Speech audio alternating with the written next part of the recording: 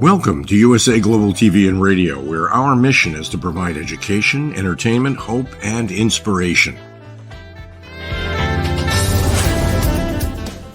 USA Global TV and Radio connects you with experts and audiences all around the world every single day to help you succeed in business and to live a richer life.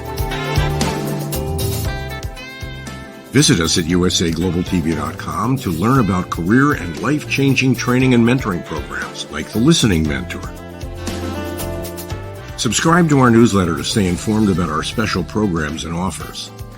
Discover how you can become a guest on one of our shows or a host or producer of a USA Global TV and Radio show of your very own. That's USA Global TV and Radio, where the doctor is always in.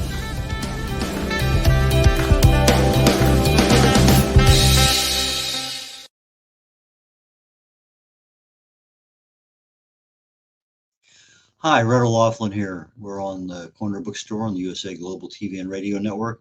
And today I am super honored to have Jonni Jordyn. She's an author, but she has so many other skills and talents. It's unbelievable. I was doing some research on her and whoa, just every time I turn around, there's something else that's super important. So anyway, Jonni, why don't you join me and we'll kind of get into your book writing and other parts of your career. Hi. You started out at 2 years of age singing or music or whatever, and then you kind of took into singing and then into songwriting and into writing and filmmaking and all sorts of things. So you have kind of a very varied career, and then you eventually ended up writing novels, but poetry and short stories. It seems like whether you're writing a song or writing a short story or writing something, writing has been part of your past for a long time. It has. I became much more serious in college, and in college, I was looking at several possible career options, and writing was one of them.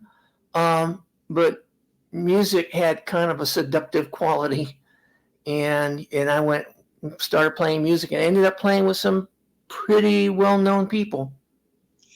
Yeah, I was noticing on one of the deals I was researching, you played in Los Angeles, and you were up just before the Blues Brothers, and I just can imagine that other things like that are just people just dream of doing something that even remote, touching something of that magnitude. So, but what are some of the other people you've actually played with or introduced in the music field?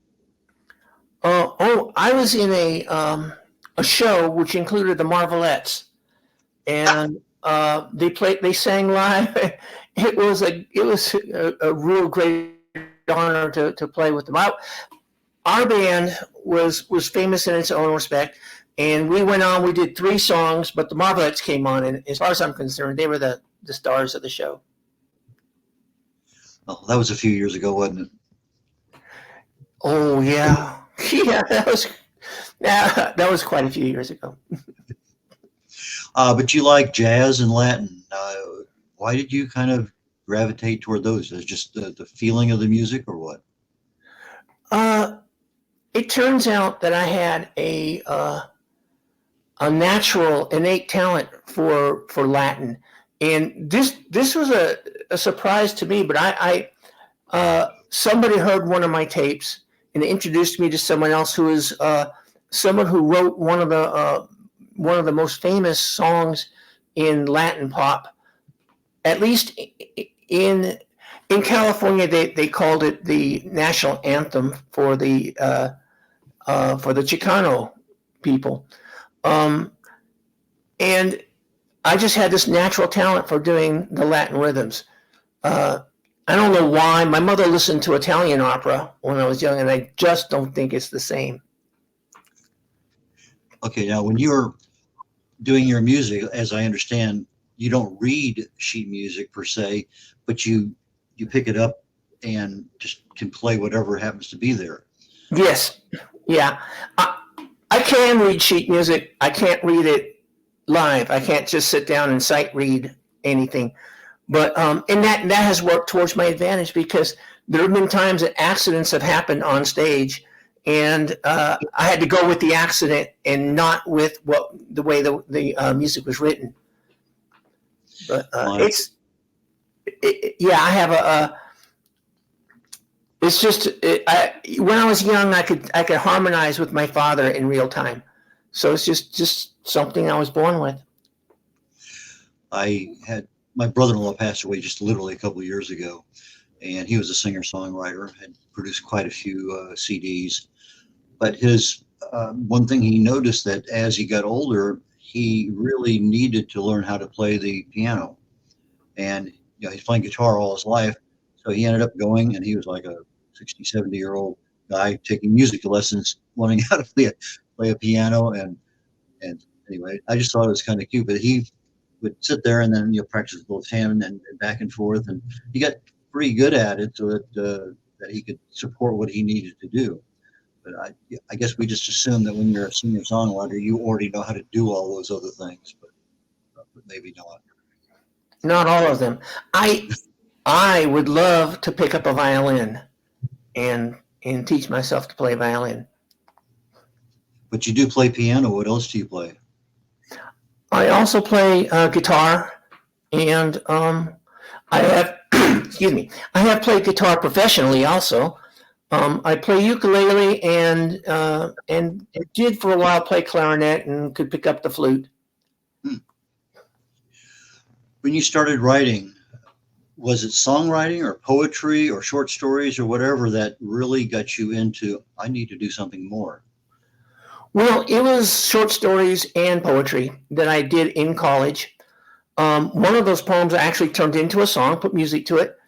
But as excited as my teachers got over my writing, I thought it was going to be a really hard path to reach publishers. So I did play music professionally. I played with Santana's brother and some of his co-band members from the Woodstock days. And I did that for about 20 years and then put it aside and went back to writing.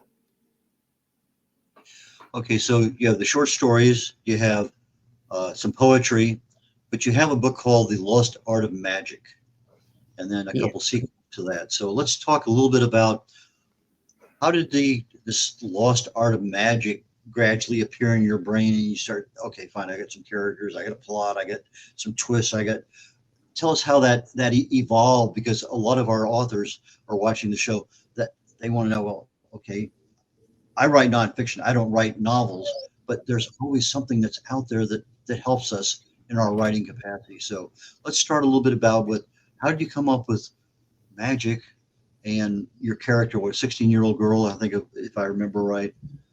Tell us a little bit about how that book was developed in your brain.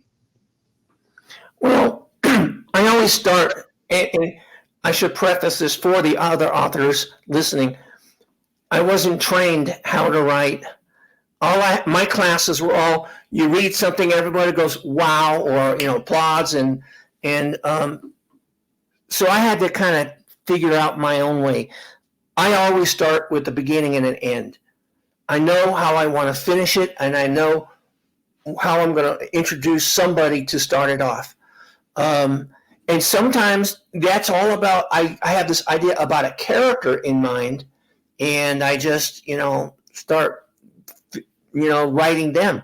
But for The Lost Art of Magic, I just had this idea about what if the old magic we always heard about, Merlin and all this, what if it was real?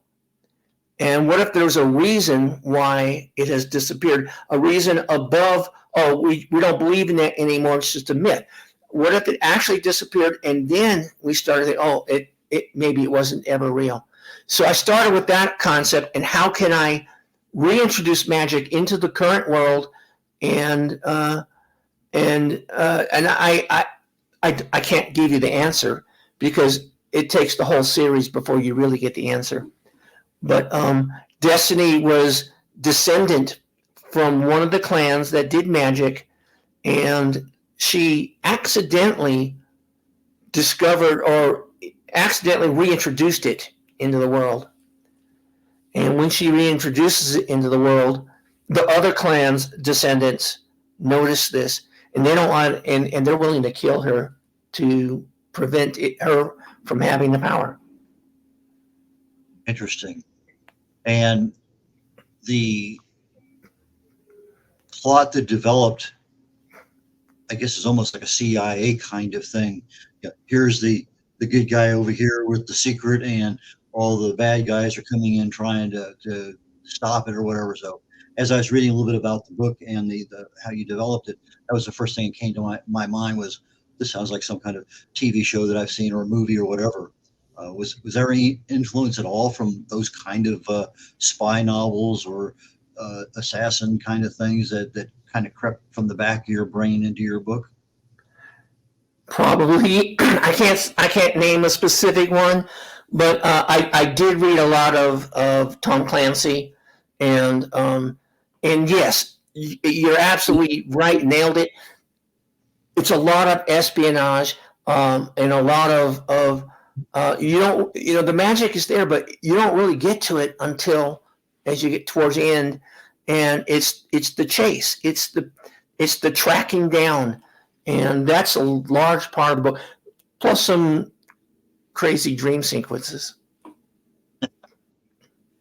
I noticed one thing that you did do was you put your little brother in one of the books or two of the books. I did. My baby brother was a part-time magician. He was also a police officer and a caretaker at a juvenile facility. But yeah, I put his magician show in one of the books, and it's actually one of the chase scenes where they're trying to escape whoever's chasing them, and they run through the audience and run through the backstage, and while his magic was going on. One of the other skills or talents you have, I understand, is filmmaking. You were involved in that for a while. Have you used any of your filmmaking skills to highlight your books as far as a trailer or something like that people can view? I have not. But what I have done is I think I've written my books with scene breaks that will very much make it easier and simpler to convert this to a movie. Are you listening, Hollywood? I think it'll be a pretty easy conversion. Okay. So your brother was in there. Any other friends, family in any of your books? No, he's the only one, and he knew it. He read it. He got to read it, before I lost him, and so he's the only one that's in there. Now, I understand that when you're writing, even though you're a musician and you love a lot of things, you don't have music going on in the background. Absolutely not. If I have music playing, my brain starts to synchronize with the beat, and all of a sudden I'm distracted. Okay, so you start writing, you have a quiet place, you kind of know where you want your characters to go, the locations. How hard was it to actually describe a character and a location for somebody who's not a writer? I do it in layers. I write a simple scene and get the whole book written out with simple scenes. Then I go back and I start fluffing it up, making it more flowery, adding some, and I don't describe every single detail because I want the reader to be able to infer some things about the character by the way they talk and the location they're at. I kind of thought I didn't do that good a job of describing them, but my reviewers have said otherwise. Do you have a editing team or a team of readers that helps you along the way? You have the plot, you have everything there, you're fluffing it up. At what point in time do you rely on either a developmental editor or some other kind of editing assistance to say, yeah, this is pretty darn good? I haven't really engaged a development reader or editor. But I have I have an editor out in the West Coast that I do send my books to get a first edit. I also revision them myself dozens and dozens of times before they get to my editor. Revision, that's a term I'm not real familiar with. I'm sure there's another one, but tell me about your revisioning. Well, I read the whole book, and that's where I'll sometimes I'm early in the book and go, oh, this character later in the book has this kind of a character. I better change this, tweak this right here to make it match. So I go through it, I read it 24 times and add layers of complexity to the characters. Okay, so you're not only adding layers of complexity, but you're also aligning them so that they're identical throughout the book, and you're not changing a character midstream, so to speak. Yes, and worst case is I go back to start reading, and I find that, oh, I changed their name, and I better get that in sync. Do you use any photographs or images or pictures of your characters to keep you in total alignment with that character?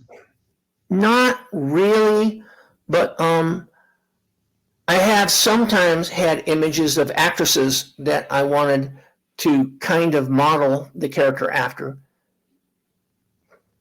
Interesting. The book as it's being developed, when do you actually start your marketing for the book? Is it about halfway through, beginning, end? That is a challenging question because I've started my marketing about 12 years after I wrote the first book. Okay, I'm just learning that part. Yeah, it's like a songwriter and a singer, two different skills. You know, a writer is not a marketer, and two different skills. It really requires either hiring somebody or learning a new skill. But it's the lost art of magic. Well, you might as well say the lost art of marketing or the writing. I find is the easiest part. I think most writers writing's easy. Writing is the easiest part. Yeah, And editing. if it's not the easiest part for you, then you might be doing the wrong part of the job in publishing a book. And editing can be a bit of a nuance at times. Just how many times I read this, I see the same thing, and then I get away from it I didn't see that, and I read the thing 3 times. When my editor was doing The Lost Art of Magic, she called me up several times and said, oh my God, I forgot I was editing and I just got lost in the book. I have to go back and redo the last 3 chapters. That's always nice to hear, and that just kind of that gives me a warm feeling inside when something like that happens. Yes. So and when I get to the ending of the book that I wrote and I've read 12 times or 24 times, and it still brings up tears and emotions for me, I know that I did something right. Do you have part of your book, The Art of Magic, that you'd like to read a paragraph or two? I should have told you. I should have said that backstage, but anyway. But we do offer that option for the authors, that if there's something in there they think that would be valuable. Okay, moving right along. Your marketing started 12 years later. Did you already have your sequel out at that point in time, or was the success of The Lost Art of Magic something that demanded a sequel? I had many readers that asked for more. They wanted to know where the characters go from here. I have actually completed the first 4 entries to this series. I have a 5th one that is floating around in my mind. I know what it's going to be titled. I know what it's going to try to accomplish, but I have not started reading that. I've actually, sometimes after you've written 3 or 4 books of all the same characters, you want to set it aside and work on something else for a while. So I actually have a couple other series that are partly done and in the works. Are they in the same genre, or are they totally different? One of them is not in the same genre, but it has even more of the intrigue and the spies, and actually has spies, actually has CIA and NSA and FBI, has kidnappings and all kinds of crazy goings on. So in that respect, it is very similar, but it's actually a sci-fi. And the other series is about life 12,000 years ago. So it bears no relationship with either of the others. Do you do book signings or anything like that now that COVID's over? I hope so. Haven't been asked yet. So you went with the publicist. Is that kind of the solution to the marketing dilemma, or is this been something that, hey, that person had a lot of success, let me try? How did you decide, I don't want to learn marketing, but I'll hire somebody to do it? I started attending some publishing conferences. In fact, I have another one coming up next week. In that, I listened to how other people were marketing theirs, and you're right, it's a skill set I do not possess. So I found a publicist and hired them. I'm paying them, and they helped me get this set up, and I'm hoping it will return dividends sooner than later, I hope. Okay, so you went with The Lost Art of Magic, and then your next book, you The introduced next a new one in the character. series is The Untold Prophecy. Okay, and if our production engineer can pull up her website, we could show the covers on those, but let's see what happens here. But did you keep the same, you said the characters are similar, but as I'm researching your books and looking at what's going on, there was some change in the primary character, or somebody came in to steal the magic, or whatever. Yes, we'll call her a distant cousin by marriage. She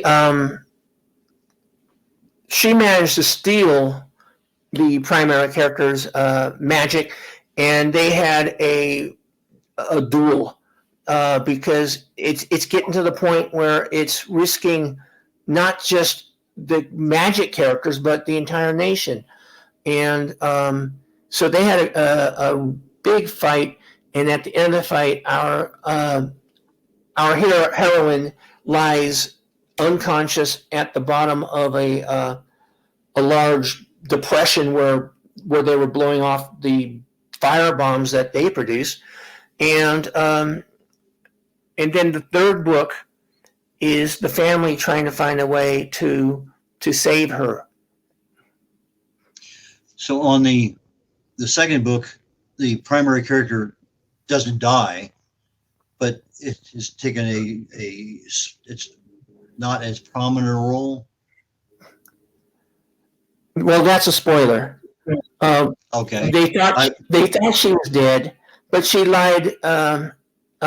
Actually, I'm sorry, I'm going to interrupt for a second. If you go to the top and you go to books, I think you'll see the covers more easily displayed. So the primary character is in a coma in a hospital bed. Okay. And there's a lot going on with the cousin who stole the powers, and she's kind of crazy evil and wants to be the queen of the world. So these twists and plots or things like that you're coming up with. 3 months ago, you didn't know that was the twist that was going to come in there. These things just kind of evolve as you're developing the plot. They did, and even more, the third book and let me get my mind straight. The third book and the fourth book were going to be one book, and I had to divide them apart because it was just too many good characters being developed, and the characters kind of write the story for me. And so I had to. That was a major undertaking to unwind and untwist some of the plots to turn it into two separate books. How about the locations? Are these locations that you're very familiar with, or are they made up? One of the primary locations is the bayous in Louisiana. Now, I haven't lived there for any length of time, but I've visited many times and used what I knew to write it. But there are also locations I've done where I just had to do extensive research about places in the UK. You have not been to the UK?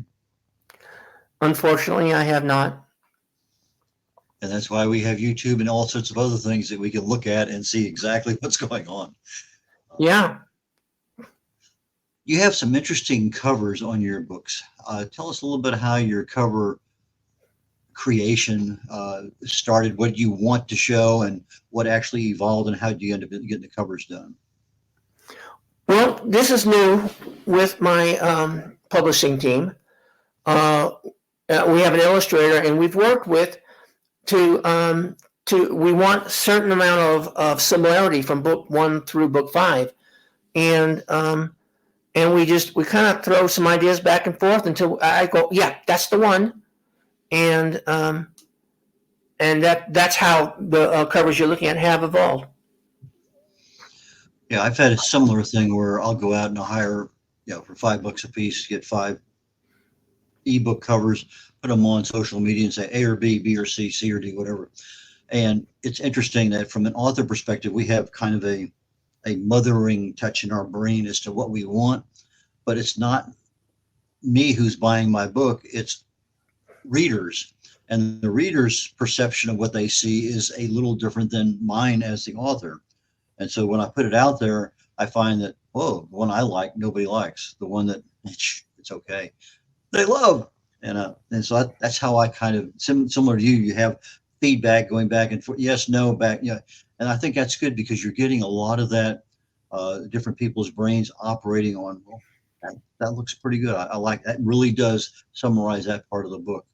And we had somebody on either last week or the week before where they had little things going on, and each of the things on the cover represented something that was in the book that if you didn't see it at the beginning, but as you got into the book, okay, fine, that's what those are.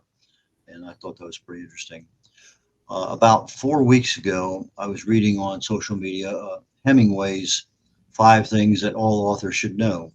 And one of the things that I pointed out literally on each of the author shows that I've done is that he says, never finish a chapter or a section when you know how you're going to end it. Just walk away, come back. That way, when you're going to sit down, you already know what you're going to do. It's not going to be just a blank slate. He says, boom, you know exactly, and you can change it. You can think about it all you want. But he says, if you write until everything is done, all of a sudden now you're sitting down and you have to come up with something new. But if you just leave that last 2 paragraphs or 3 paragraphs to wrap up that section of the book or that section of a chapter, it makes it so much easier when you come back. You're not worried about, what am I going to do next? Because you finished that and now your brain is back involved in that creation. And I thought that was probably some of the best advice I've seen, even from a nonfiction writer like me. I have a tendency to, let me finish this up so I can, get done. But in reality, I need to probably finish it in my brain, but not necessarily put my fingers to the keyboard. What do you think? Well, I don't ever have to deviate from the ending that I have in mind. My characters will do that for me. I don't fully define them in my head before I start writing, and as I'm writing them, they kind of take on a life of their own and show me who they are. And sometimes that does deviate from the plot that I had, because I do plot out an outline of what I think I want to do. I just don't always stick to it because the characters will go, no, I'm not going to do that. I'm actually going to be a bad guy. I think one of the comments that you had made that I was researching was, okay, how am I going to write 10,000 words? And then how did I write 160,000 words? When we sit there as writers, authors, and we need to come up with 100,000 words, that's just no way in the world I can do that. But as you talk about, you have a character, you have a location, you have a plot, you have a twist, you have all sorts of things that are going on. It doesn't take any time at all before us, 10,000 words, that's 15,000 words, boom. So when you got to that 160,000 words, were you surprised or just it wasn't as hard as I thought it was? I was surprised. And it was as hard as I thought it was. It was, but that was my very first book. And as I'm looking at it, 160,000 words, I went through to see if there's anything I could cut out of it, and there really wasn't much. And the advice I was given was, don't make that your premier book. So I set it aside, and that's when I started The Lost Art of Magic. So Lost Art of Magic was not the first book I wrote. It was the first book I published. And how many books have you done total as novels or just regular good-sized books for publishing? I think I'm around 12, and by the time we finish by the time we finish my current set of 12, I'll be up to like 14 or 15. Oh, fantastic. And do you have another series besides The Lost Art of Magic or plans? I have the first book I wrote was The Mother of All Viruses, and I already have a second book written, and I have started the third book. And that will only be the 3. There'll be a trilogy. I also have the book I mentioned about 12,000 years ago, Life and People. That was a challenge because I was originally releasing that one chapter every month. The chapter would be about 10 or 12,000 words. And so doing that, I really didn't have the opportunity to go back and fix chapter 1 after I changed, in chapter 9. But that was a challenge, and I've got 2 books completed that I released a month at a time, and I do still have to go finish the third book. Okay, so most of your books are current time. One book a while back. Anything in the future? Yes, I have a rom-com that is centered around a cantankerous opera singer who's traveling in space and gets stranded on a dude ranch moon. That's she's rescued by a pirate. Okay. Well, let me, before we start wrapping up the show, we got about 5-6 minutes left. A couple of points that I wanted to bring up that are non-writing, but I'm going to bring them up and then ask you if there's anything that you want to talk about that we didn't, and then we'll wrap things up. So it says one of the best things you've ever done was to go around Lake Tahoe twice. I guess you're riding a bicycle around Lake Tahoe. But you're in a boat. Okay, so you rode a bicycle around. Okay, I didn't pick that part up. Yeah, that was I was a little younger when I did that, but yeah, it was pretty amazing. There's and then at the end of that ride, there's this epic downhill on the freeway to get back to the starting point. So you went with the direction that you didn't have to go up that ramp. All the other ups were all gradual? No, there was nothing gradual. It was like 4,000 feet of climb included in that ride around the lake. And you did it. It was grueling, but I did it twice. Why did you do it a second time? Because it was so beautiful. Okay, last non-writing question. I read something about a reference that you have a bird. I had a bird. You had a bird, okay. Yeah, she died earlier this year. I'm sorry to hear. But I had her for she was about 25 years old.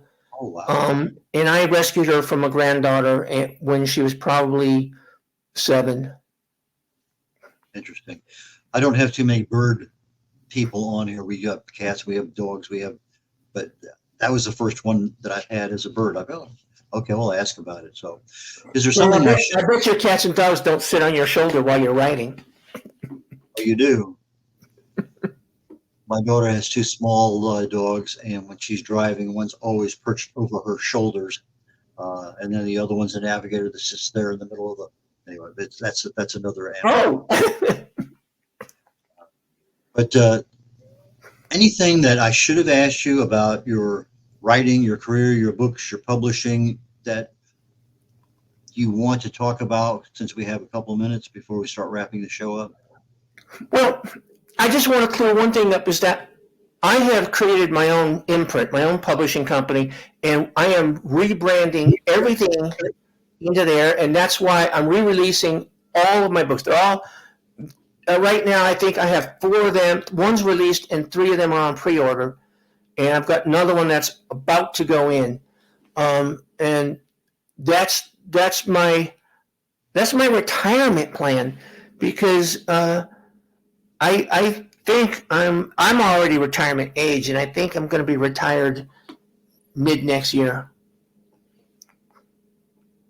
Okay, so your publishing company is going to be you only, or are you going to be publishing books for other people?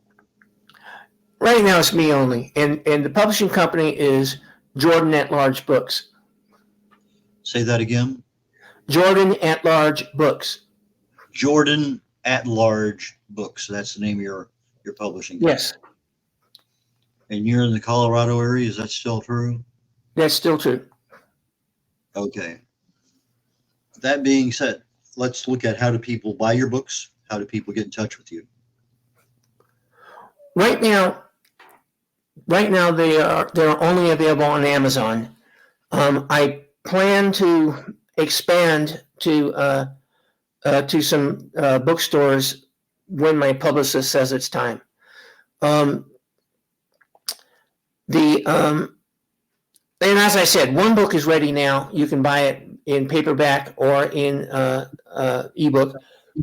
The other 3 are available for pre-order, and the pre-order on some of them includes the hardback, or the paperback rather, but certainly the ebook is available for pre-order. I can be reached at my email, which is in the chat, and I'm on TikTok at Jonni_Jordyn, but I don't release a whole lot of stuff on TikTok. I have released some poetry, which hasn't gathered a whole lot of interest, so I kind of lurk right now. Okay, so for our audio audience that may be picking this up later on, you can reach Johnny's website is, hang on one second here. It's www.jordynatlarge.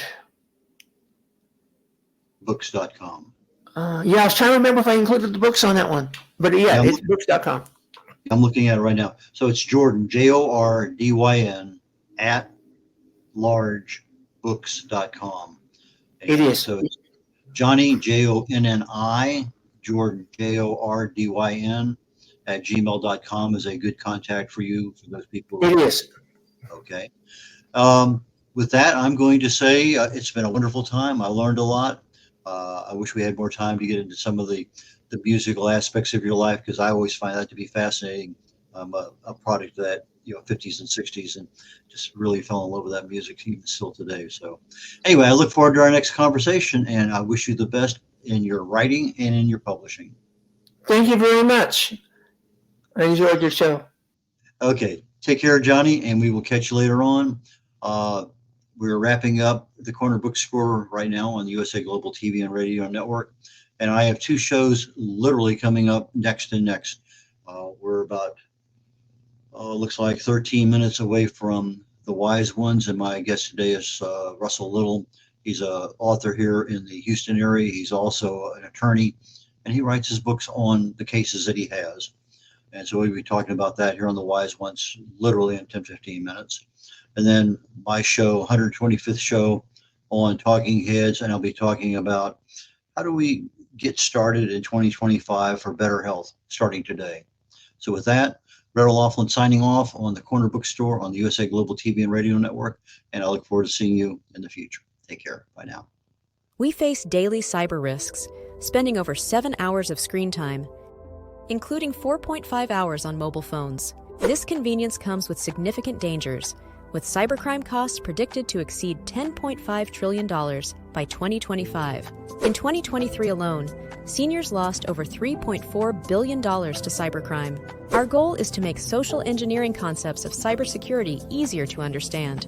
We work with business teams, senior living facilities, investment companies, and educational institutions, both individually and in groups.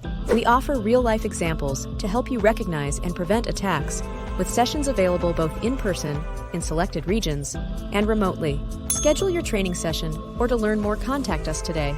Call us at 847-845-9360. Email us at info@cybersecurityeasy.com. Protect your team and family with cybersecurityeasy.com.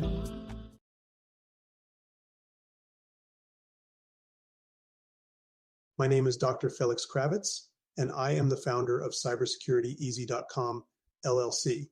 We live in a world full of vulnerabilities and cyber risks. We spend almost 4.5 hours a day on our mobile phones. It's over 7 hours of screen time daily when including computer use. We often forget that this convenience comes with risks. Published data predicts that the cost of cybercrime will exceed $10.5 trillion in 2025. These numbers encompass not only businesses, but also each one of us, including our children and our parents. In 2023, the FBI reported over $3.4 billion lost by seniors aged 60 and older. Cybersecurityeasy.com LLC's initiative is to massively support the community by providing cyber safety coaching and improving social engineering awareness. Our goal is to make social engineering concepts of cybersecurity easier to understand. We work with business teams, seniors, and educational institutions, both individually and in groups. We cover various topics, from phone phishing attacks to AI-generated voice cloning, robocalls, password protection, and more, using life examples. Talk to us today. Call us at 847-845-9360 or email us at info@cybersecurityeasy.com.